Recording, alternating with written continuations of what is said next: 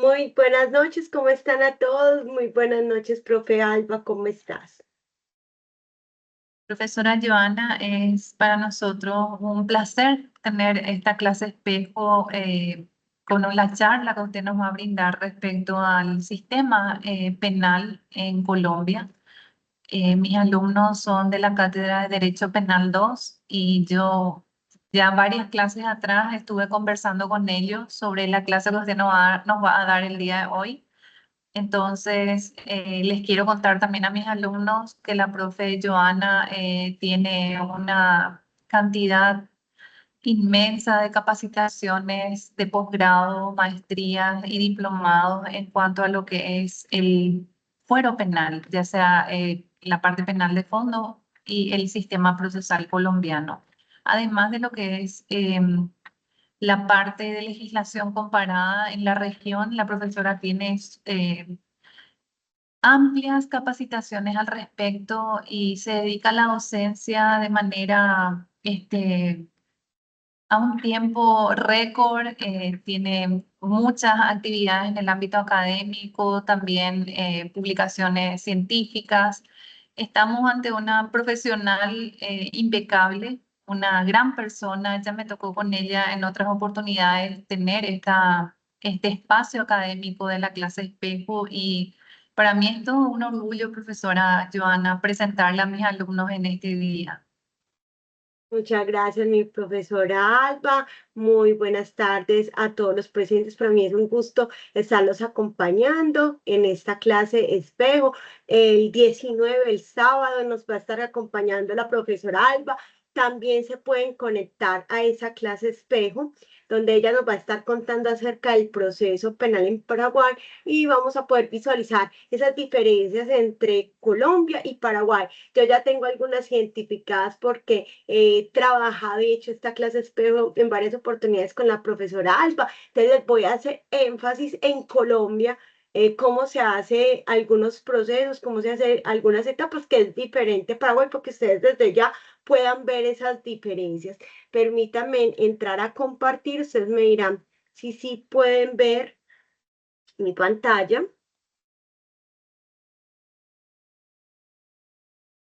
Sí, profe, perfectamente.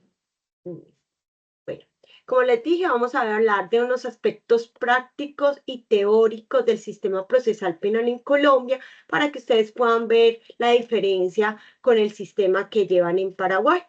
Lo primero que debemos señalar es que en Colombia tenemos varios procedimientos penales vigentes.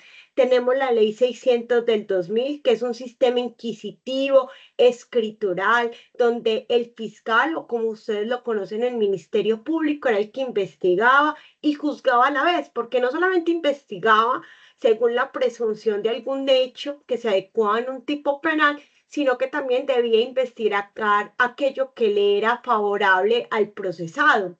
Entonces ella tomaba toda la prueba, tanto la que le servía para demostrar los hechos, como aquella prueba que le servía a la defensa, y tomaba una decisión si llamaba a juicio o no a ese investigado, y podía incluso librar órdenes de captura. Entonces eso lo hacía la fiscalía sin tener que acudir a ningún juez. Esa es la ley 600 del 2000 y sigue vigente en Colombia para aquellos casos acaecidos durante su vigencia y también para los aforados constitucionales. Nuestros aforados constitucionales son básicamente el Congreso, el Senado y la Cámara de Representantes. Tenemos también la Ley 1098 del 2006, que es el procedimiento que se le aplica a los menores infractores, es la Ley de Infancia y Adolescencia. Son menores infractores y responden penalmente en Colombia aquellos mayores de 14 años y menores de 18 años que hayan cometido una infracción a la ley penal durante ese rango de edad y pueden ser incluso procesados o investigados con posterioridad a cumplir los 18 años. Es decir, a los 25 años la conducta no ha prescrito, pero la cometió cuando era menor, se juzga como menor a pesar de ya tener 25 años. La mayoría de edad en Colombia se adquiere con los 18 años. Entonces, ley 1098 del 2006 es para esos menores infractores y como en la mayoría de países, pues es mucho más benévola en sus penas, porque buscan es un proceso educativo y que se puedan reincorporar al Estado, a la sociedad, con ese conocimiento adquirido en estos lugares donde se encuentran, que no son los centros de reclusión de los mayores. Tenemos la ley 906 del 2004, que ya sí es para las personas mayores de 18 años que cometan conductas delictivas consagradas en nuestra ley, que es la ley 599, donde se consagra todo, pues, la ley penal, todos los tipos penales, con su supuesto de hecho y sus consecuencias jurídicas. Esta ley 906 del 2004 es un sistema adversarial de partes de tendencia acusatoria y oral, no es 100% oral y nos diferencia del sistema estadounidense en la medida que no tenemos un jurado de conciencia y solamente vamos a tener un juez en la etapa de juzgamiento. Y tenemos la ley 1826 del año 2017, como pueden ver, es reciente y es lo que nosotros denominamos el procedimiento especial abreviado. Pero nos trae dos características esta ley. Primero, un procedimiento más corto, pero también nos permite la implementación del acusador privado.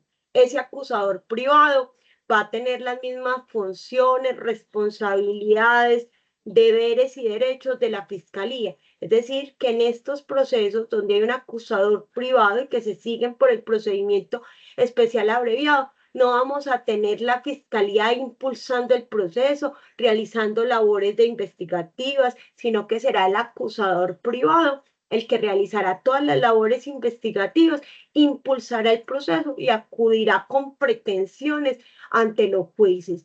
¿Qué pretensión puede tener? Pues una pretensión de condena y una pretensión indemnizatoria. Vamos a centrarnos entonces a los dos procedimientos que más nos atañe actualmente en Colombia, que es la ley 906 del 2004, que es el procedimiento ordinario. Vamos a hablar siempre de mayores que están infringiendo la ley penal y la ley 1826 del 2017.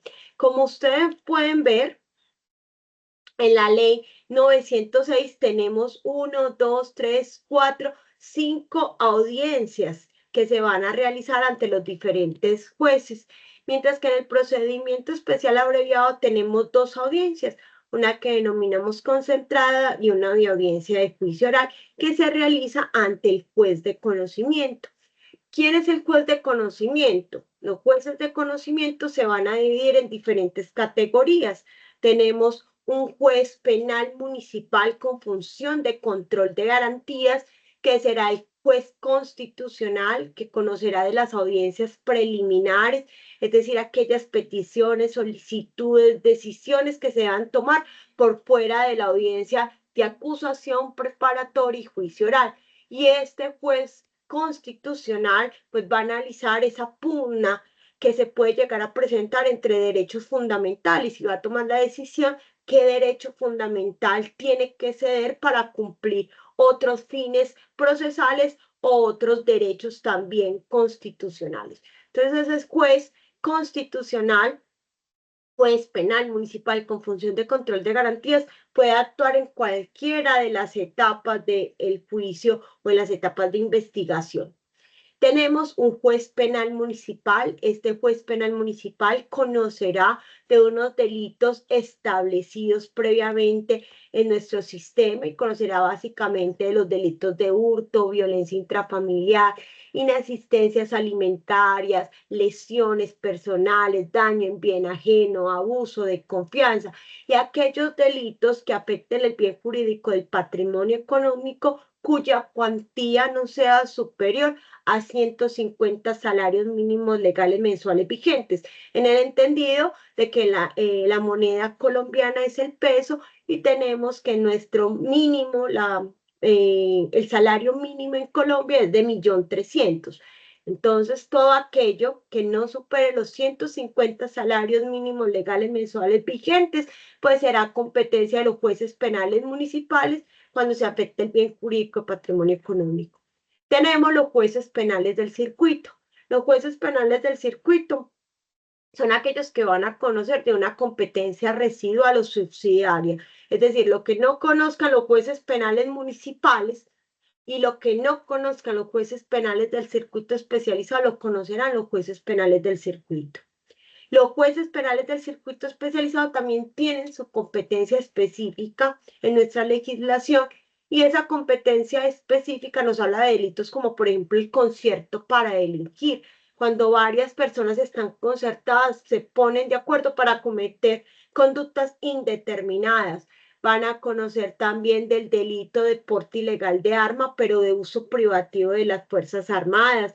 Van a conocer del delito de extorsión, cuya cuantía sea superior a 500 salarios mínimos legales mensuales vigentes. Van a conocer de el homicidio, pero por unas agravantes específicas. Entonces, toda la competencia de los jueces penales del circuito especializado son taxativamente señaladas en nuestra legislación. El juez penal del circuito especializado, el juez penal del circuito, el juez penal municipal es único, diferente a Paraguay, que son jueces colegiados y siempre en la etapa de juzgamiento, en la práctica de pruebas, van a haber 3 jueces. En Colombia solamente habrá un juez para esa etapa de juzgamiento. Me esperan un momentito.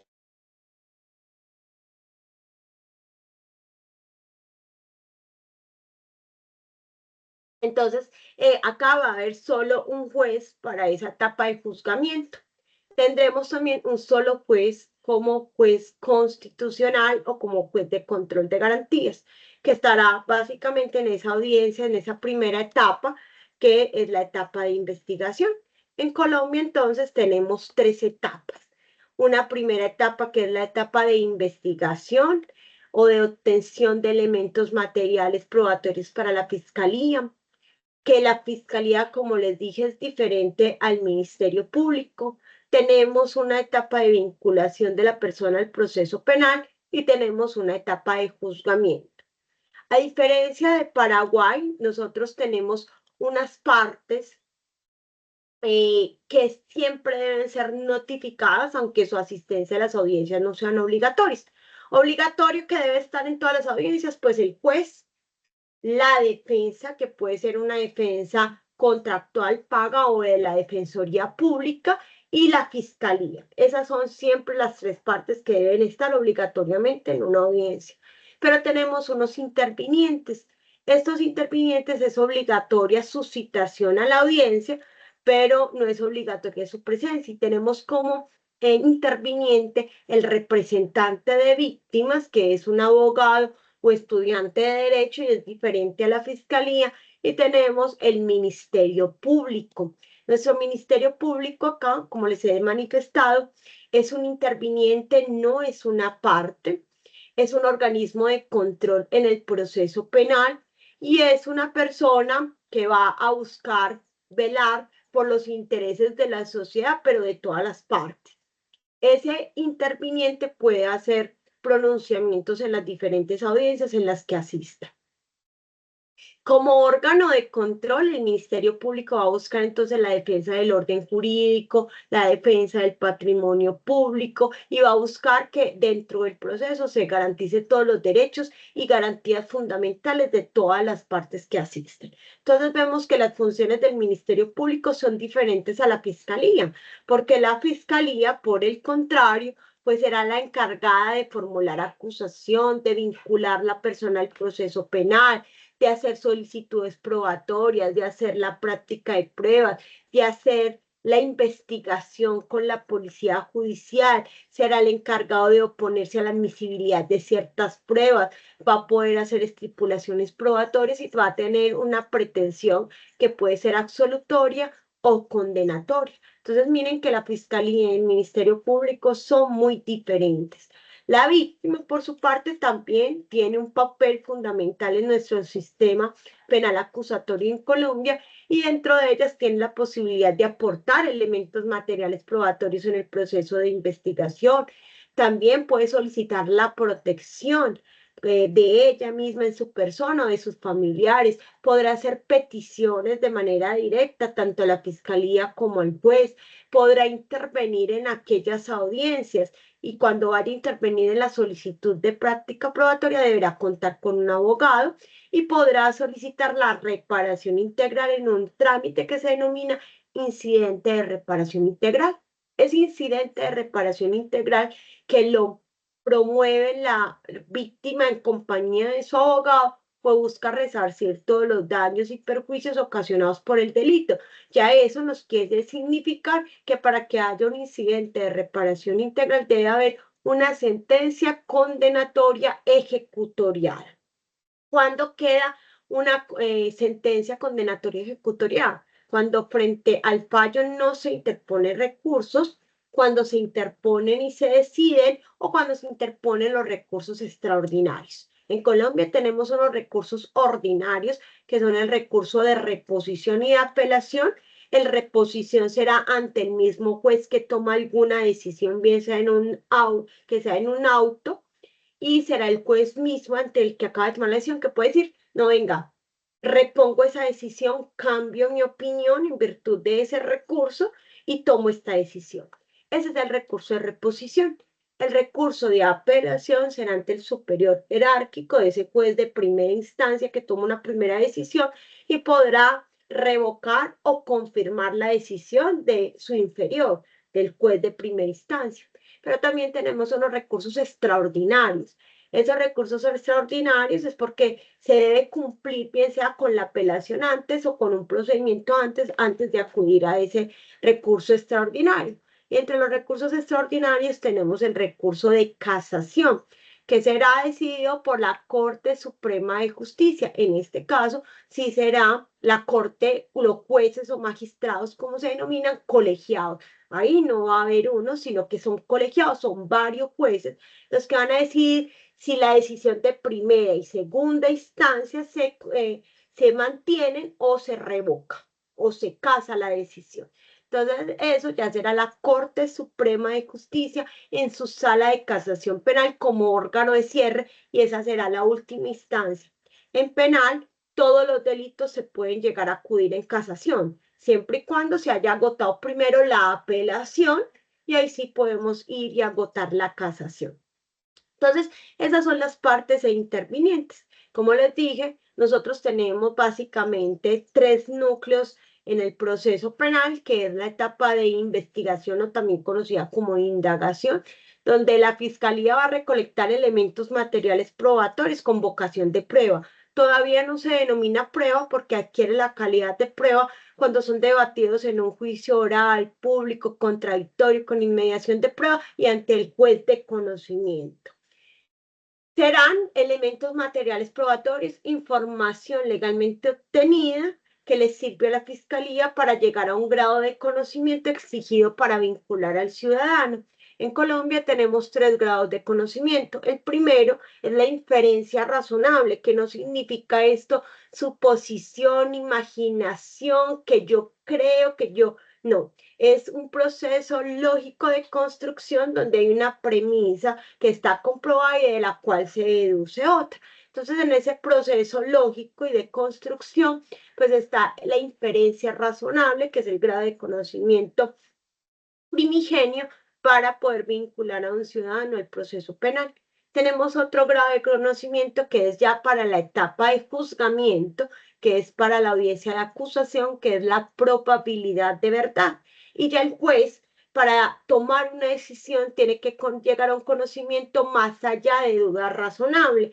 Y ese más allá de duda razonable no es cualquier duda que hay, que la víctima dijo que tenía camisa verde, pero no, en verdad la tenía roja. No, es una duda que él pueda decir, no me queda claro, bien sea la participación o la autoría de este ciudadano en la comisión de la conducta delictiva o la conducta delictiva como tal. Y como no tengo esa claridad, entonces, pues esa duda debe ser a favor de la persona que está siendo procesada. Esos son los 3 grados de conocimiento básicos que tenemos aquí en el sistema procesal penal acusatorio. En esta primera etapa, a ver si me bloqueó esto, ya. En esa primera etapa que denominamos indagación e investigación, la Fiscalía, después de obtener elementos materiales probatorios, evidencia física o información legalmente obtenida, pues tendrá que tomar una de las siguientes tres decisiones. La primera es un archivo de las diligencias conforme al artículo 79 de nuestro Código de Procedimiento Penal, que lo pueden buscar y consultar, que es la Ley 906 del 2004. Y ese archivo es porque la Fiscalía dice, no es la persona, no, la conducta no existió o la conducta es atípica, no se encuadra en nuestro ordenamiento penal y voy a proceder a archivar. O después de obtener ciertos elementos materiales probatorios, no logro identificar el presunto autor o partícipe y voy a archivar.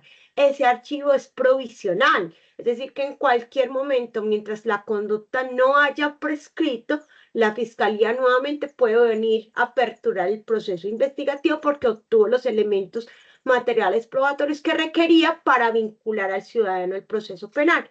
¿Y cuánto es el término de prescripción en Colombia? Pues será el máximo de la pena. Y nosotros en Colombia tenemos un máximo de la pena de 60 años cuando hay concurso de delitos, pero este no será el tema en la prescripción, porque la regla es, nunca podrá ser más de 20, es decir, en Colombia la prescripción máxima en principio será de 20 años, aunque tenemos delitos que son imprescriptibles, como los delitos de lesa humanidad, como los delitos que afectan el bien jurídico de la libertad, integridad y formación sexual de menores de edad, es decir, aquellos delitos sexuales donde la víctima sea un menor de edad, es imprescriptible. Pueden pasar 30 años y la Fiscalía todavía puede entrar a investigar una conducta delictiva. No van a tener un término de prescripción. Entonces, la regla general es que es la pena máxima del delito siempre y cuando esa pena máxima no sea más de 20 años, porque donde sea más de 20 años, sean 50, 40, etcétera, será de 20 años. Y siempre y cuando no sea menos de 5 años, es decir, que si la pena máxima del delito tiene 2 años, pues el término de prescripción será 5 años. No quiere decir esto que tengamos dos márgenes. La prescripción es entre 5 y 20. No, es la pena máxima del delito siempre y cuando no sea menos de 5 ni más de 20. ¿Listo?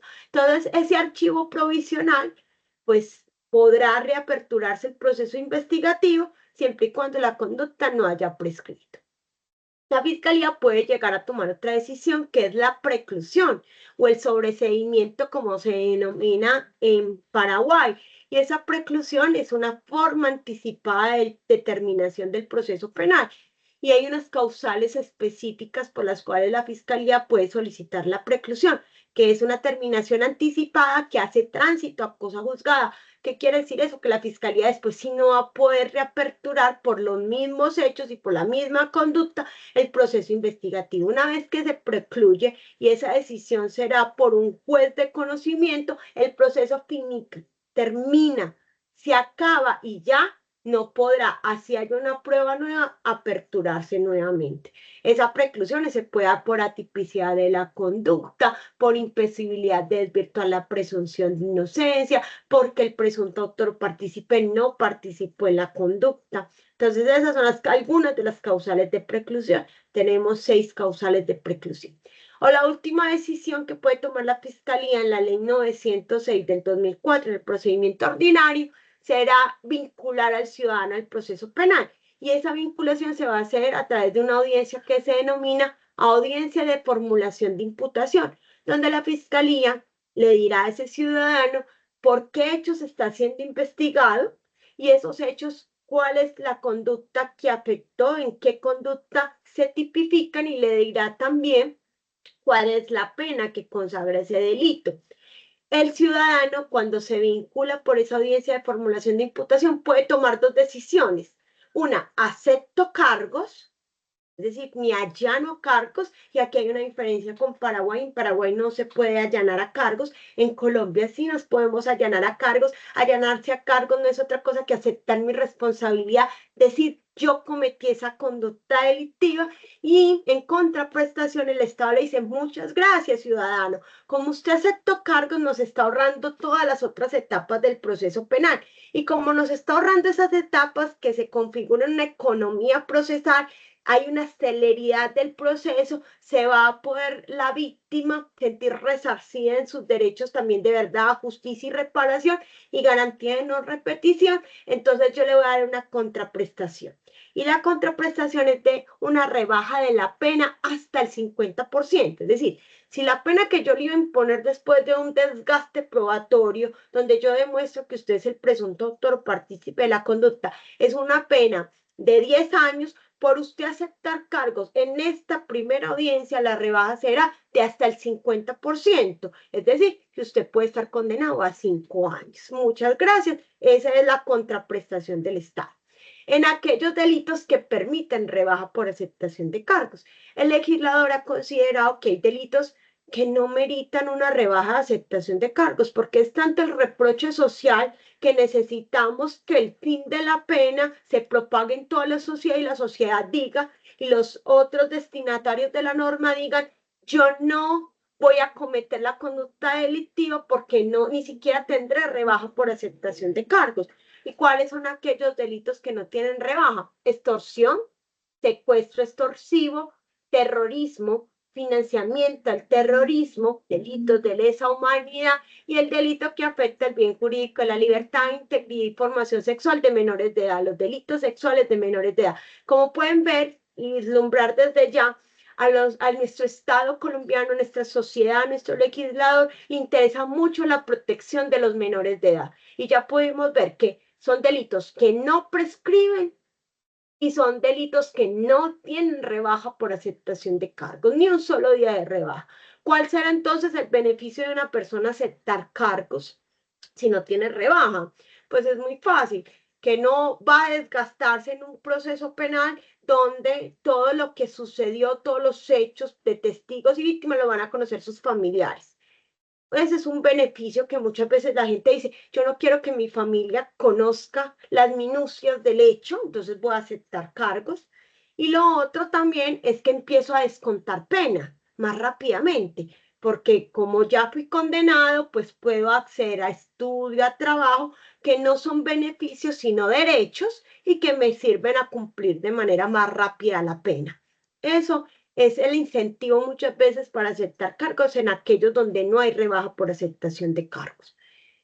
Les dije que la rebaja es hasta el 50%, sí, siempre y cuando la persona no haya sido capturada en flagrancia. Entonces tenemos unas formas de iniciar los procesos penales en Colombia. Una, la denuncia.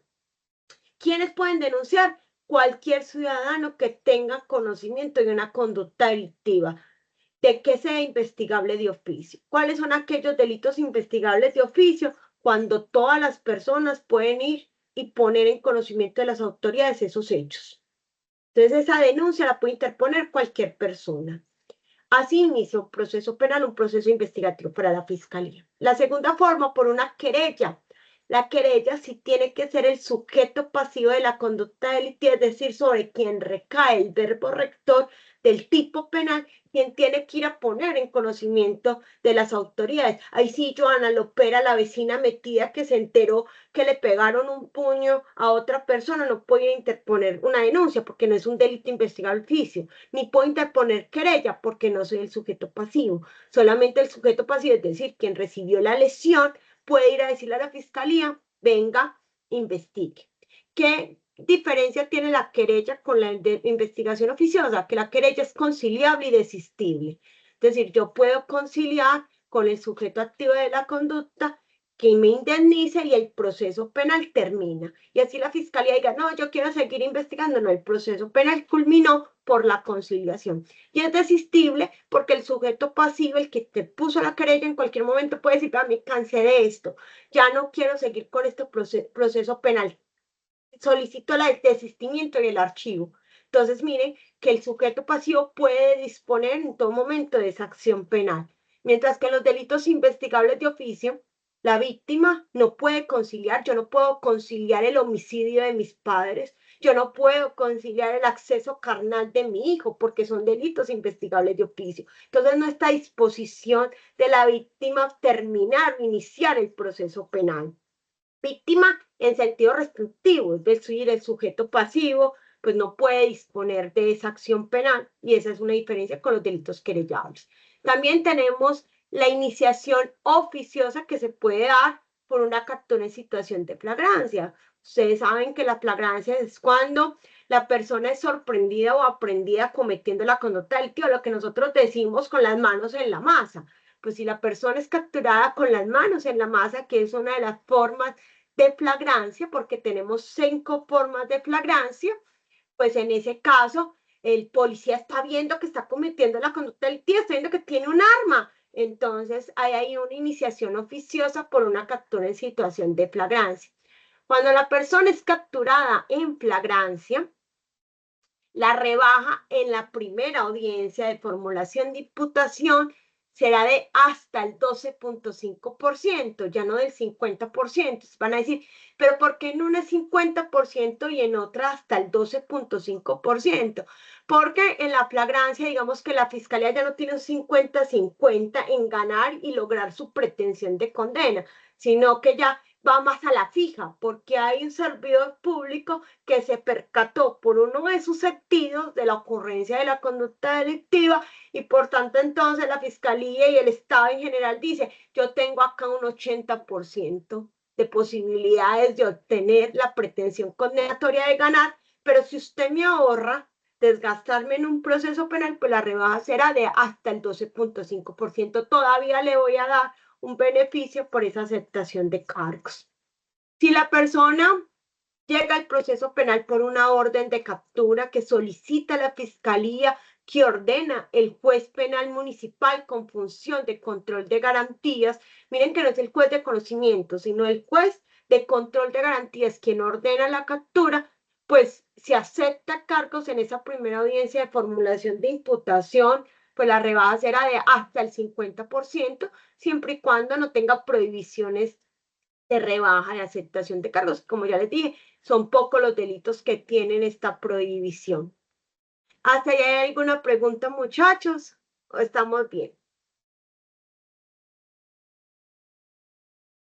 Entonces, como podemos ver, aquí hay una diferencia con Paraguay en cuanto a la aceptación de cargos, pero también tenemos otra diferencia muy grande y muy marcada con el sistema procesal de ustedes, que es la vinculación del ciudadano. Digamos que en principio, por regla general, el ideal del Estado colombiano y lo que busca el Estado colombiano es que las personas se defiendan materialmente en sus procesos, es decir, que estén presentes, apersonados de su proceso, que conozcan los hechos, que conozcan los beneficios por aceptar cargos, que asistan a todas las audiencias, que ayuden en su defensa técnica. Este es el ideal de todos los sistemas procesales. Sin embargo, en Colombia se permite los procesos en ausencia. ¿Y cómo se permite los procesos en ausencia? En 3 oportunidades. Una, que lo vinculemos al proceso, es decir, él vaya presencialmente a esa primera audiencia de formulación de imputación, diga, yo no acepto cargos, y se desentienda de las demás audiencias, es decir, no volvió a ir a ninguna audiencia. En ese caso está renunciando a su derecho a la defensa material, pero como ya está vinculado, el proceso continúa con su defensor contractual o con el defensor de la Defensoría Pública. Pero él se desentendió después de la primera audiencia de vinculación. Pero tenemos otra situación, que es que no asista a esa primera audiencia de formulación de imputación, en la cual su asistencia sí es obligatoria, porque le van a comentar cuáles son los hechos y cuál es la hipótesis delictiva, y tendrá la posibilidad de allanarse a cargos, aceptar su responsabilidad. Entonces ahí en esas audiencias sí es obligatoria su presencia. Pero ¿qué pasa? Si lo citamos y lo citamos y él dice, yo por allá no voy, que vengan por mí, eso se van a olvidar de mí. ¿Qué pasa si la persona es renuente, caprichosa, rebelde frente a ese llamado de la autoridad, de un juez? Entonces el Estado colombiano dice, no, no, no, venga, un momentico, yo no puedo esperar a que usted voluntariamente venga a estas audiencias. Yo lo que tengo que hacer es solicitar una audiencia donde lo declaren contumaz. ¿Qué es contumaz? Una audiencia anterior a la formulación de imputación, que el juez escuche que esta persona es rebelde, renuente, caprichosa, que está debidamente identificado, que sabemos dónde vive, que lo hemos citado y que no ha querido asistir. Y que yo, Estado, la fiscalía que representa ese derecho punitivo del Estado diga, yo ya no voy a soportar más esto. Yo no puedo esperar a que él venga voluntariamente. ¿Por qué? Porque me está corriendo el término de prescripción. Yo necesito vincularlo para interrumpir ese término. Entonces la fiscalía solicita que lo declaren contumaz. Si la persona lo declaran contumaz, será con el abogado, defensor contractual o defensor público que se surtan todas las demás audiencias. Es decir, que no tendremos que esperar a que él se presente. Y tenemos una segunda hipótesis que es la persona que no sabemos dónde está. La fiscalía lo buscó por mar, cielo, tierra, debajo de todas las piedras. Sabemos que está vivo, muy importante, no ha muerto. Sabemos que no está detenido en alguna de las cárceles del país y sabemos que no ha salido legalmente del país. Esas son las tres cosas que sabemos y lo tenemos como probarlo, pero no hay rastro de él. El sistema no lo conoce, no trabaja, no hace parte del sistema de salud, no hace parte de nuestro sistema bancario. No sabemos si se fue ilegalmente fuera del país o si sigue aquí en el país, pero el término de prescripción sigue y tenemos que iniciar el proceso penal. Entonces la fiscalía acude ante el juez de control de garantías a solicitar que lo declaren persona ausente. La persona ausente entonces es aquella que no le hemos podido decir que lo estamos investigando, que está ajena a la investigación.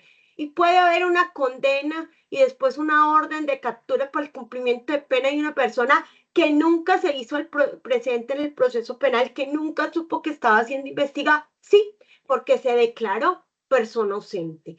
Y esto facilita el cumplimiento de tres fines constitucionales. El primero es que la administración de justicia es un servicio público esencial que debe continuar y no estar supeditado al capricho de una persona. Dos, vamos a garantizar el principio de celeridad de procesar y por tanto vamos a garantizar que se les respeten los derechos de las víctimas, verdad, justicia, reparación y garantía de no repetición. Y vamos a tener un tercer fin constitucional que se cumple con esta vinculación en ausencia de las personas, que es el derecho a la defensa técnica, porque cuando la persona se vincula al proceso penal por contumacia o por persona ausente, siempre contará con una defensa técnica, que será proporcionada por el Estado a través del Sistema Nacional de Defensoría Pública, donde tenemos más de 4.000 defensores públicos en todo el territorio colombiano.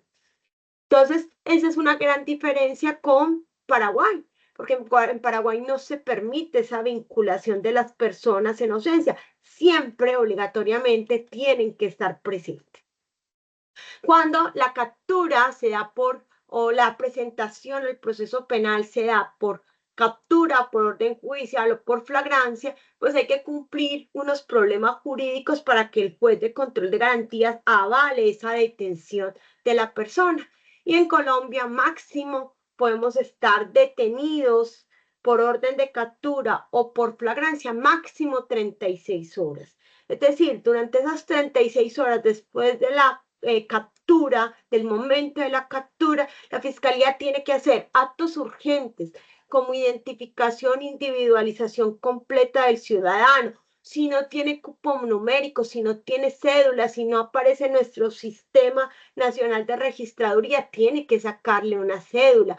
Hay que hacer unos actos investigativos dependiendo del delito. Si la persona es capturada por el delito de tráfico, fabricación, porte de estupefacientes, es decir, lo que conocemos como cocaína, marihuana, cannabis, etcétera. La fiscalía tiene que realizar unos actos investigativos urgentes, como determinar que efectivamente estamos en base de coca y no ante una maicena o un bicarbonato. Entonces, eso hace parte de un acto investigativo urgente. Y una vez que culminan esos actos investigativos urgentes, debe ser puesto a disposición esta persona capturada inmediatamente ante el juez de control de garantías, ante ese juez constitucional que les dije antes, que es diferente al juez de conocimiento. Y ese juez de control de garantías tendrá inmediatamente y antes de que se cumpla las 36 horas, muy importante, antes de que se cumpla las 36 horas, tiene que estar señalando si esa captura es legal o ilegal. En caso de que la captura sea ilegal, procederá a la libertad inmediata del ciudadano. En caso de que la captura sea legal, pues la Fiscalía tendrá que tomar una decisión o vincula al ciudadano al proceso penal con la audiencia de formulación de imputación, porque lo tiene ahí, o le da libertad para después vincularlo al proceso penal porque le hace falta otras labores investigativas para llegar al grado de conocimiento de inferencia razonable, que es el que se requiere para vincular al ciudadano al proceso penal. Y la Fiscalía decide vincularlo, es decir, formular imputación, esta formulación de imputación es un acto de parte, solamente la va a hacer la Fiscalía. Frente a ese acto de parte no procede recursos, es decir, la defensa no puede decir, interpongo recurso de reposición, apelación, cámbiame el delito. No, no procede ningún recurso.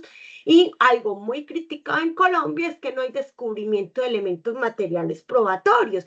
¿Qué significa eso? Que la fiscalía simplemente verbaliza unos hechos y hace la adecuación típica, pero no me muestra los elementos materiales probatorios, la evidencia física, la información legalmente obtenida que tiene para demostrar esos hechos. Entonces muchas personas dicen, la fiscalía no debe tener nada y la fiscalía con 7 interceptaciones, con 80 declaraciones, con prueba pericial y el ciudadano dice, la fiscalía no tiene nada, porque en esta formulación de imputación no hay un momento para descubrir elementos materiales.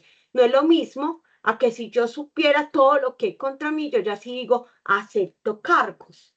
Pero el problema es que aquí yo estoy aceptando cargos con la posibilidad de obtener la rebaja de hasta el 50% o hasta el 12.5%, sin saber si la fiscalía sí tiene o no tiene con qué demostrar mi responsabilidad penal. Entonces, muchas veces puede pasar que yo acepto cargos para obtener una rebaja y resulta que la fiscalía no tenía los suficientes elementos materiales probatorios para demostrar mi responsabilidad, pero mi aceptación de cargos es irretractable. Es decir, que yo más adelante no puedo decir me echo para atrás, ya no quiero, como ya conozco los elementos, ya no quiero aceptar cargos, no, es irretractable. Por tanto, si más adelante yo veo que no tenía los suficientes elementos o que la defensa sí podía llegar a controvertir la prueba y yo acepté cargos, ya estoy supeditada a la pena por esa aceptación de cargos. Listo. Entonces ahí eso es una falencia. Actualmente se busca reformar la ley 906 del 2004. Hay un proyecto de ley que busca hacer unos cambios y uno de esos cambios es que ya no exista la audiencia de formulación de imputación como la conocemos, sino que se pasemos directamente a un traslado del escrito de acusación, donde ahí sí la fiscalía me tiene que entregar todo para poderme vincular. Entonces ese es uno de los grandes cambios que busca la reforma a la justicia. Tenemos también la medida de aseguramiento. La medida de aseguramiento en Colombia puede ser privativa de la libertad o no privativa de la libertad. Y dentro de las privativas de la libertad tenemos en un sistema carcelario, en las cárceles o en el domicilio. Es decir, la persona durante el proceso penal va a estar en su domicilio, pero estar en su domicilio no significa que pueda ir a ver el partido de fútbol en la esquina de la casa o que pueda salir cada 8 días a un centro comercial. Estar en el domicilio es que no puede salir de su domicilio mientras esté vigente la medida de aseguramiento. Y en la cárcel, pues con mayor razón, está bajo la vigilancia del Estado.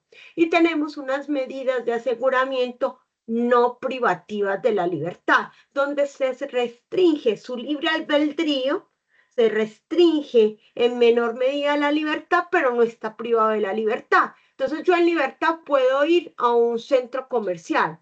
Si tengo una medida de aseguramiento no privativa de la libertad, el juez me puede decir, usted puede ir a todas partes, menos a ese centro comercial. Usted puede llamar a todo el mundo, pero no llame a la víctima ni llame a testigos. Usted puede ir a veces que quiera un juzgado, pero si yo le pongo una no privatividad de libertad, usted tiene que venir a este juzgado cada 8 días a las 7 de la mañana. Y si usted no cumple, ahí sí, véngase para la cárcel, porque no está cumpliendo esa medida de aseguramiento no privativa. Entonces tenemos esas dos. ¿Cuánto puede durar una persona privada de su libertad? En Colombia pueden durar privadas de su libertad máximo un año, máximo un año. Pero la fiscalía en algunos casos puede solicitar la prórroga para que sea prorrogable hasta por otro año. es decir, máximo 2 años. ¿En qué delitos? Pues ustedes avisarán lo importante que son para nosotros los menores cuando se afecte el bien jurídico de la libertad, integridad y formación sexual, es un delito sexual de menor. La Fiscalía puede solicitar la prórroga de la medida de aseguramiento para que esté privada de la libertad 2 años. ¿En qué otros delitos? En delitos de competencia de los jueces penales del circuito especializado puede solicitar la prórroga. Solamente en esos delitos. En caso de que se dé la prórroga y a los 2 años el proceso penal no haya culminado, pues obtendrá la libertad. ¿Qué significa esto? Que sigue vinculado al proceso penal, no da nulidad, diferente a Paraguay, donde las suspensiones del juicio da nulidad de lo actuado. En Colombia no, pero sí significa que la persona quede en libertad y podrá continuar defendiéndose en libertad, pero seguirá el proceso penal. ¿Listo? Esa es la medida de aseguramiento en Colombia. En Colombia, pues se va a buscar proteger 4 fines constitucionales para que una persona esté privada de la libertad. Una es la protección a la víctima, la protección a la sociedad, a la comunidad, que exista un peligro de no comparecencia, que pueda salir del país o que exista una obstrucción de la justicia. Listo. También tenemos la última etapa, gran etapa dentro del proceso. Les dije que está la etapa de investigación, la etapa de vinculación, de formulación de imputación y la etapa de juzgamiento. Esa etapa de juzgamiento inicia con la audiencia de formulación de acusación. ¿Y qué es esta audiencia de formulación de acusación? Pues ya les dije que se requiere un grado de conocimiento de probabilidad de verdad, ya no inferencia razonable, sino probabilidad de verdad. Y ahí la fiscalía nuevamente me va a decir los hechos por los que me está investigando, me va a decir la conducta delictiva y ahí sí y solo en esta audiencia me va a entregar todos los elementos materiales probatorios. La fiscalía está obligada a descubrir todo, a entregar todo, a mostrárselo a la defensa. Es decir, que la defensa solo hasta esta audiencia de acusación va a conocer todos los elementos materiales probatorios. Para ella, a su vez, empezar esa etapa investigativa de cara a controvertir en todo o en parte los hechos y las pruebas que tiene la fiscalía. Posteriormente, más o menos a los 15 días, nos dice la norma, sin embargo, nuestra realidad procesal pues nos muestra que cuando una persona está en libertad en un proceso penal, entre la audiencia de acusación y la preparatoria pueden pasar hasta 6 meses, 7 meses o un año. La audiencia preparatoria y preaudiencias preparatorias que llevan un año realizándose, depende de la complejidad del caso. Y es en la audiencia preparatoria donde el juez ya de conocimiento, lo mismo que el de acusación, el mismo juez de conocimiento decidirá qué práctica probatoria se va a realizar en la etapa de juicio oral. Va a decir, esta prueba se rechaza, se excluye o se inadmite. O va a decir, decreto la práctica probatoria. Si decreta la práctica probatoria de la Fiscalía y la Defensa, ya en el juicio oral, pues será practicada esta prueba, iniciando siempre con la práctica probatoria de la Fiscalía y posteriormente la Defensa. ¿Cuántas audiencias de juicio oral pueden haber? ¿Cuántas sesiones de juicio oral? Las necesarias a evacuar toda la práctica probatoria decretada en la audiencia preparatoria de la Fiscalía y la Defensa. Entonces, esta etapa de juicio oral como tal tiene 3 etapas. La primera, la instalación de la audiencia y la última, posibilidad de aceptación de cargos de las personas. La primera es en la imputación, la segunda es en la preparatoria y la tercera es en el juicio oral. A medida que usted desgaste el sistema penal, pues y el proceso, y a medida que usted permita que este avance, la rebaja de pena por aceptación de cargos será menor. Después de iniciado el juicio oral, ya por más que usted quiera aceptar cargos, pues no podrá obtener la rebaja que es de la primera audiencia, porque esta se hace en una primera etapa que se llama instalación. La segunda etapa del juicio oral es la práctica probatoria y la última es la clausura, que es donde las partes e intervinientes, que como les dije, intervinientes del Ministerio Público y representantes de víctimas, podrán hacer alegatos de conclusión según la pretensión que quieran que el juez le acoja. Entonces, si el representante de víctimas quiere condena, hará sus alegatos de conclusión del análisis probatorio solicitando condena. Si el Ministerio Público considera que debe absolverse, pues hará todos sus alegatos de conclusión con una pretensión final de absolución. Es decir, que el juez escuchará en el juicio oral a la Fiscalía, Ministerio Público, representante de víctimas y defensa que pueden tener igual o diferentes pretensiones. Y al finalizar ese juicio oral y escuchar los alegatos, el juez tomará una decisión, o absuelve o condena. Frente a esa condena, que se hará en una lectura de fallo, y frente a esa absolución procede el recurso de apelación ante el Tribunal Superior del Distrito, que ahí sí son 3 jueces colegiados. 3 jueces colegiados escucharán todo el juicio, no se repetirán pruebas, no tendrán que ir a audiencia, simplemente escuchan los audios, ven los videos, leen los documentos y esos 3 jueces dirán si confirman la decisión del juez de conocimiento en primera instancia o si lo revocan. Ahí culminaría nuestro proceso penal en la ley 906 del 2004. Para culminar, es importante que tengamos en cuenta que tenemos una forma de terminación anticipada del proceso penal, como les acabo de decir, después del debate probatorio. Pero tenemos unas formas de terminación anticipada del proceso penal. La primera es la preclusión o sobreseimiento, que se da por unas causales específicas. La segunda es el preacuerdo. El preacuerdo es una negociación entre fiscalía y defensa. Pero ¿cómo así que vamos a negociar la justicia? Sí, vamos a negociar la pena. Entonces, usted va a aceptar cargos porque va a quedar condenado, pero el Estado a través de ese preacuerdo le ofrece algo. ¿Qué le ofrece? Que si tenía 2 delitos, le quito uno, no el de mayor pena. O sea, no es que tenga homicidio y porte ilegal de arma y le voy a quitar el homicidio que por el arma, no. Le quito el porte de arma y le dejo el homicidio. Si tenemos un solo delito que tiene agravante punitiva, que hace que aumente la pena, yo le quito el agravante y dejo el delito base. Y como ficción legal, también puedo cambiar la forma de participación de la persona en el delito. Entonces, si yo soy autora directa, es decir, que propia mano ejecuto la conducta, yo a propia mano mato a la doctora Alba, yo soy la única que estoy ahí. Pero la fiscalía me puede decir, venga, hagamos un preacuerdo.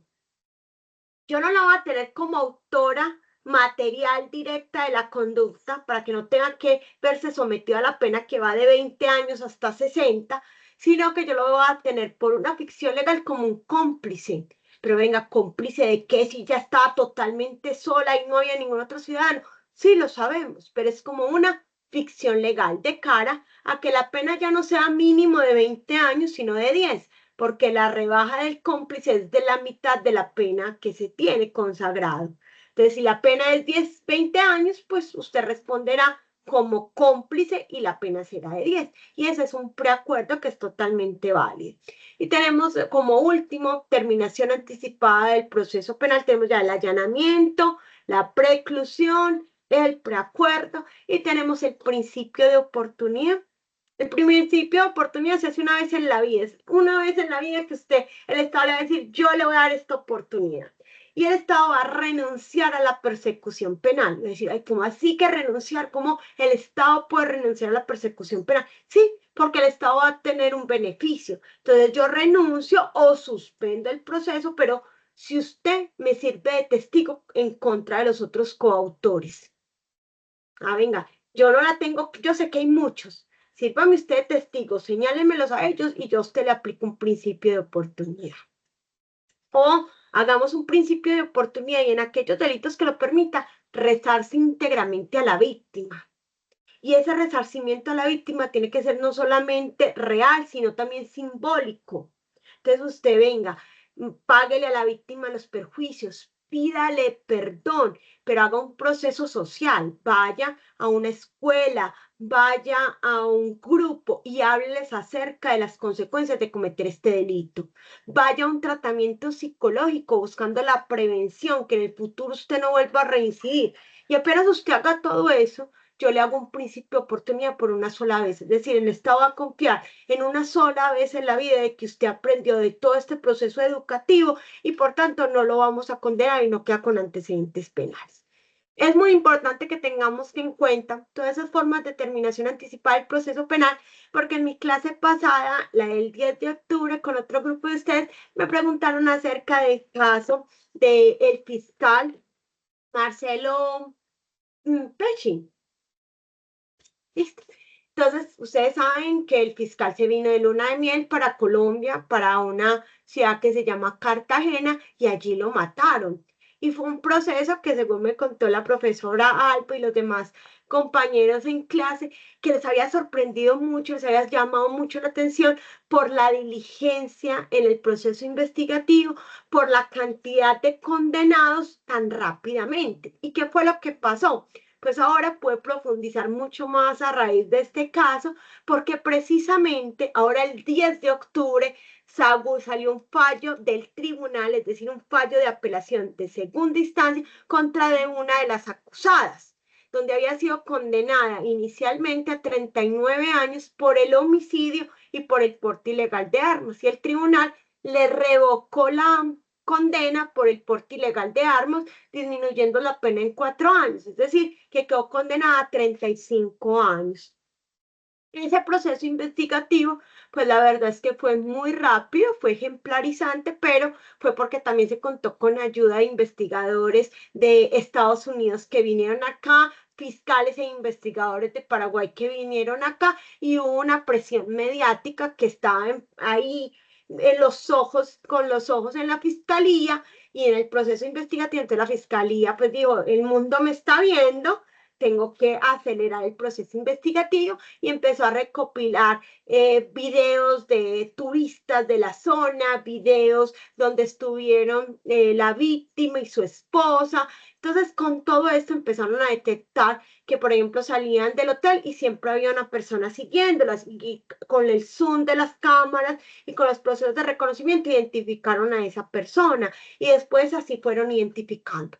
Actualmente, por el homicidio, perdón, del fiscal Marcelo, hay 7 personas condenadas. Ustedes lo van a poder ver en el link que les mandé, donde hay uno que es el determinador, que es la persona que contrató a los autores materiales, a los sicarios, y donde dicen que se le pagó 1.500 millones de pesos por cometer esa conducta delictiva. Ese determinador subcontrató a otras personas. ¿Qué pasó entonces con las condenas? Primero, sabemos el determinador colombiano, pero el determinador colombiano, se lo van a escuchar en ese video, dice que él fue contratado por personas de Paraguay, por personas que tenían interés en la muerte del fiscal, que él nunca señaló su nombre. Incluso en las entrevistas dice, yo ya no lo voy a señalar porque yo ya estoy condenado y no voy a tener ningún beneficio por ir a delatar a nadie. Entonces, yo quise contar a la fiscalía quiénes eran los que me habían pagado, quiénes eran los que tenían interés en la muerte de él, pero la fiscalía a mí no me ofreció nada, no me ofreció un principio de oportunidad, no me ofreció nada. Entonces, como no me ofreció, pues yo acepté cargos. Esta persona que ustedes van a escuchar, que es el primero, el determinador, el que contrató a los sicarios, quedó condenado a 25 años en virtud de que aceptó cargos en la primera audiencia.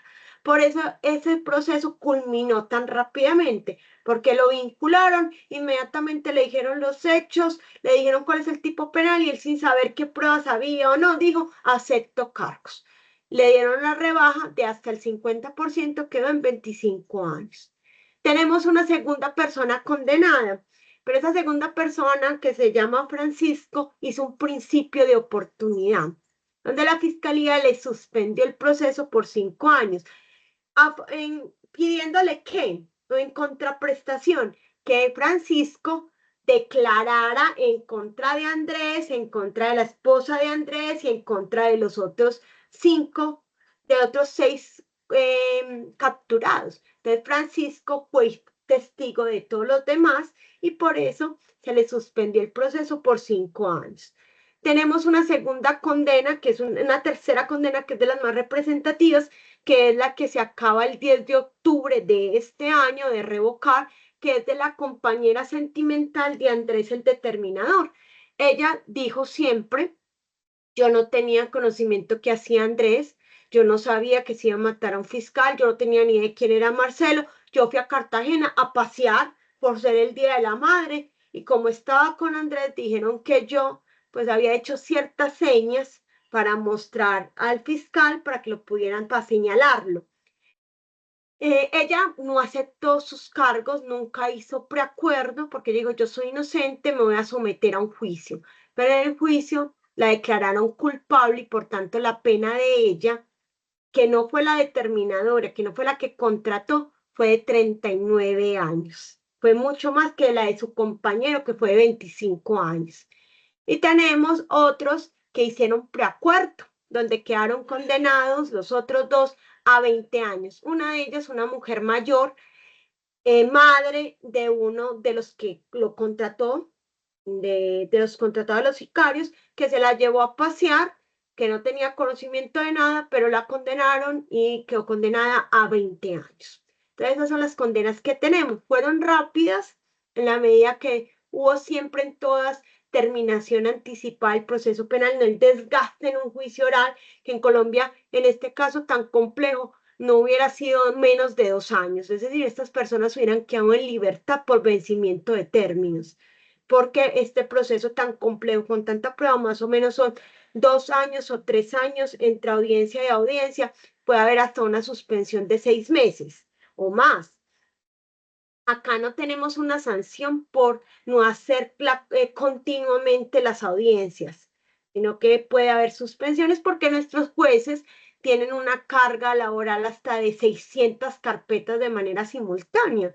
No es como allá que si bien hay 3 jueces colegiados, conocen de manera simultánea de, no sé, de 14 juicios, acá nuestros jueces conocen de 300 carpetas de manera simultánea. Entonces, en una está en acusación, en la otra está en la preparatoria, en la otra está en la práctica probatoria, así con 300 procesos diferentes. Entonces, eso implica que los jueces deban suspender mucho las audiencias o cuando van a programar una audiencia, miran su agenda y no tienen ni un solo espacio para hacer la próxima práctica probatoria. Entonces, eso fue más o menos lo que pasó con el fiscal Marcelo. Quería contárselos porque en la clase pasada me preguntaron, empecé a investigar y efectivamente tenemos 7 condenas, muy rápidas todas por, como les digo, terminación anticipada del proceso penal, pero aún no se sabe, porque incluso ellos lo dicen ahí en sus entrevistas, quién fue la persona en Paraguay o las personas que ordenaron o les pagaron esos 1.500 millones de pesos. Con esto doy por terminada mi charla, les doy el uso de la palabra, pueden prender el micrófono, levantar la manito para hacer preguntas. Sí, espero que todo haya quedado muy claro, pero estoy aquí presta para lo que ustedes consideren pertinente. Como les digo, ahí les mandé el archivo para que puedan ver el estado del proceso investigativo del fiscal de Paraguay. Muchas gracias. Gracias, profe. Yo guardé el enlace, les voy a enviar enseguida en la plataforma también a ellos. Y no sé, chicos, si quieren hacerle una pregunta a la profe.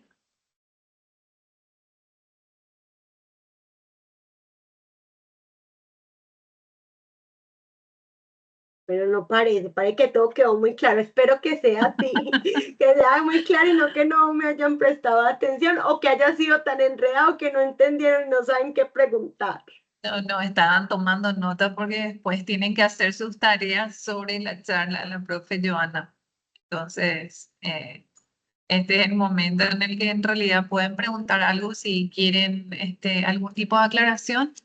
Y entonces la profe Joana, con su gentileza de siempre, va a abordar eso. Y están escribiendo nomás ya ellos, profe. Ay, Pero creo yo que ya tengo el coincidimos. enlace de la página de YouTube sobre las entrevistas acá de los condenados del asesinato del fiscal Marcelo Pezzi.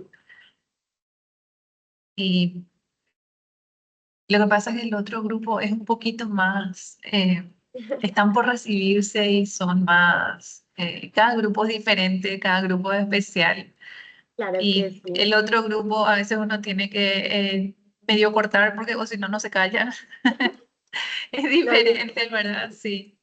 no, lo Y importante es que haya quedado claro y que veamos de manera ostensible algunas diferencias en Paraguay y en Colombia, en tanto a la pena, la posibilidad de aceptar cargos, las terminaciones anticipadas. Acá me hicieron una pregunta, la cadena perpetua en el sistema penal de Colombia, ¿cuánto sería? Nosotros no tenemos cadena perpetua en Colombia, nuestra pena máxima en Colombia son 60 años siempre y cuando haya concurso de delito, o sea, con un solo delito, la pena máxima es el homicidio, que son 50 años, concurso de delito son 60 años, pero para poder imponer esa pena máxima, la Fiscalía en la audiencia de formulación de imputación debió haber señalado no solamente agravantes, sino circunstancias de mayor punibilidad para que el juez se ubique en el cuarto último de la pena. En Colombia tenemos solamente como 2 casos de personas condenadas a esa pena máxima. Una es el caso de Rafael Noguera, una persona que secuestró a una niña, usó sexualmente de ella, la torturó, la mató y ese es un caso donde lo condenaron inicialmente a 60 años, pero la corte señaló que esto atentaba contra la dignidad de las personas y le rebajó la pena, quedando su pena como en 55 años, si no estoy mal, 55, 58 años. Entonces, esa es la pena máxima, 60 años en concurso. Como tipo penal, el tipo penal que tiene la pena más alta, pues es el homicidio, cuando sea agravado, cuando sea el feminicidio agravado, que trae una pena de 50 años. me Listo, yo creo que parece esa es la que única pregunta. sí, sí. Les Profesora agradezco Joana, entonces yo mucho. le agradezco mucho la clase, la charla, como siempre fue muy educativa y nos permite hacer esa comparación entre procedimientos y qué podemos usar para mejorar, porque siempre nos abre mucho la mente el ver cómo se resuelven en otros lugares problemas similares.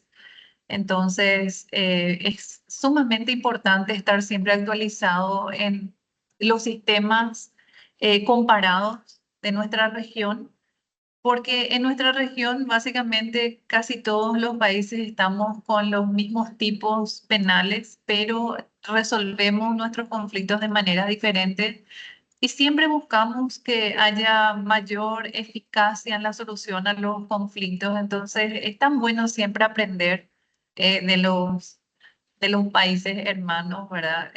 Cómo resuelven sus conflictos y rescatar lo que a nosotros de repente podría ayudarnos a ir dotándonos de practicidad y de eficiencia. Yo le agradezco en el nombre de mis alumnos, en el nombre de mi institución, su tiempo, su gentileza, sus enseñanzas y la predisposición que siempre tiene de explicarnos y enseñarnos a aprender cada vez más sobre el sistema penal, profesora Joana. Muchas Muchísimas gracias. gracias. Aquí estaré por si tienen alguna duda. Yo les mando siempre con la doctora Alba, no solamente el video, pero también lo pueden consultar en el canal de YouTube, donde yo siempre cargo todas las clases de espejo, que se llama Poli Jurídico Penal. Ahí se los escribo en el chat. Lo pueden encontrar en el canal de YouTube y allí no solamente van a ver esta clase espejo, sino que también podrán ver audiencias colombianas que se cargan allí. Voy a anotar, profe, eso antes de... Este es el canal de YouTube. Muchas gracias por dar entonces por terminada la grabación. Les agradezco cualquier cosa. Si necesitan, tienen algún